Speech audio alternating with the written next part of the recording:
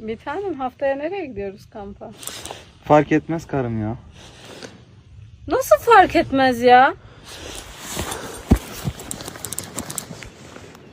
Ay, hızlı olmalıyım. Hemen toplamalıyım. Hemen.